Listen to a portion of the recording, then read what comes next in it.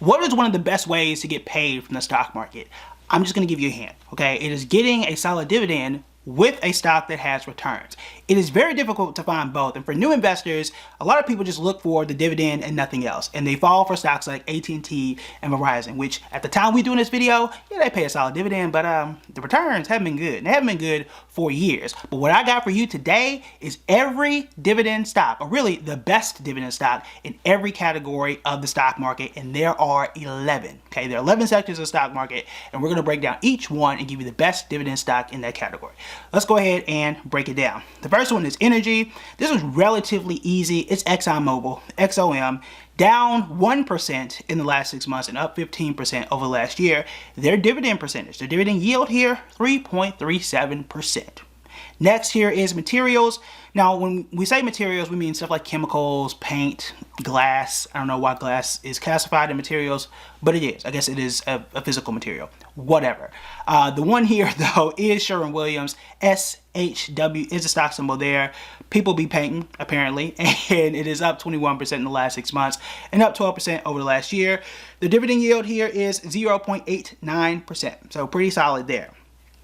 Next is industrials. When I think of industrials and when we look at the industrial industry, I guess the best way to say that, I'm thinking of companies like Caterpillar. Delta Airlines also falls into this category. It's not one I would have thought, but it does fall there. The best one that I saw and that I think here is Carrier. That is CARR, Carrier Global. They pay a 1.31% dividend. They're up 23% in the last 6 months, up 29% over the last year. Next is this consumer discretionary. I almost said discretionary consumer, but consumer discretionary. This is the category as us consumers. When you have more money, you spend more money. And that one is Lennar, and that is LEN. It's a stock symbol there. They're up 20% in the last 6 months, up 41% over last year. Dividend percentage, 1.29%. So that's decent. That's decent. I think the big thing is the return. Okay, the return there being up 41% in the last year is quite impressive. Next is consumer staples. This is the space where consumers, me and you, spend, and is a staple. We kind of have to spend money there. And that is Bunge, B-U-N-G-E. That's the name of the company. The stock symbol, though, is BG. They're up 14% in the last 6 months and up 13% over last year. They pay a 2.28% dividend. This consumer staples is an interesting space because most people usually go for Coca-Cola. I could have also said Hershey, which has really fallen off, interestingly enough, but it's still a long-term hold for me because both of those were very solid. But Bunge here blows them out of the water in terms of recent performance.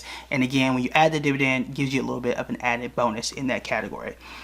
I have one for healthcare. I'm gonna circle back. I'm gonna give you the healthcare one last, okay? Because I have a little bit more to say there. But I'm gonna skip over to financials, and that is Marsh McLellan. They are MMC is the stock symbol there, and they're up 15% in the last 6 months, up 12% over last year, 1.31% dividend. Now they do a lot of tax and financial consulting. They're not a bank. Usually when we think consulting, we think bank, investment companies, and that's all there is. No. That is not all there is. And Marsh McLellan is one of the best ones that pays a solid dividend that's doing well right now. I think that's one of the most important things. Next year is tech. Tech was an interesting one because you got companies like Nvidia that are winning everything right now, but that dividend is tiny, like less than 1%. And I think it was like 0.0 something percent, which I thought was ridiculous. But Broadcom is the one here, AVGO. They're up 49% in the last 6 months, up 62% over the last year, and that is not the best performer on this list. Just to give you a hint here, they're paying a 2.09% dividend. And again, it's interesting in the tech category because you can throw a company like Alphabet or Amazon, they don't pay dividends even though they're doing well. So you really got to find a mix of what's doing well and what pays a solid dividend. Apple pays a dividend, but it ain't that great. So that is how we ended up on Broadcom for that one. Communications, interesting category because when I think of communications, I normally go for AT&T or Verizon. Some websites, depending on where you're looking, they'll throw Netflix in the communications category, which I guess is true. I guess you're making content and that is somewhat of a communications platform. I went with Comcast, CMCSA. I don't know if there is a longer stock symbol, okay, for a stock. For a mutual fund, yes, but for a stock, is kind of long for me. Anyway, it is up 20% in the last 6 months, up 21% over last year. Surprising to me because most communication companies not named Netflix have not done well. Disney being one of those, because they fall into the communications entertainment category. You can also throw them in consumer discretionary too, but Disney's not doing well. Comcast is. Comcast is paying a 2.4% dividend, which is quite good. Next here is utilities. Now, in a normal year, utilities are known to pay very solid dividends, actually higher dividends and solid returns. This year, when people have left the defensive category, which utilities usually fall in, those stocks haven't done well, except for this one. That is because Constellation Energy, CEG, is up 36% in the last 6 months, up 33% over last year. They pay 0.9% dividend. Next here is real estate. Also, the real estate category, which we talked about last week, also started to fall off because people left real estate, left utilities, left all the defensive stocks and went more into tech. This category was perhaps the most difficult to find one, except for Essex. That is ESS, Essex Property Trust. I want to make sure I get that right because I can stumble over my words. They're only up 1% in the last 6 months. They're actually down 17% over last year, but their dividend yield is the highest at 3.8% on our list. And now for the grand finale.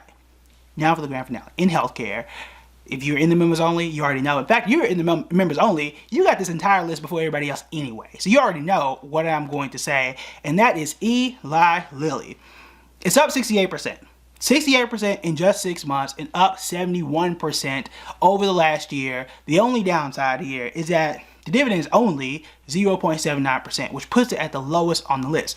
Here's the thing. I've said this about dividends before. Okay, dividends are cool, but would you rather make 70% with a tiny, tiny dividend or make an 8% dividend but lose money every single year? Choice is yours. The choice here is yours. So we're going with Eli Lilly on our list in the healthcare category. Now, if you are looking for some other stocks to say, look, all those are great, but I want to switch up some things, perhaps find some stocks that are off the radar, then you want to check out this video right here.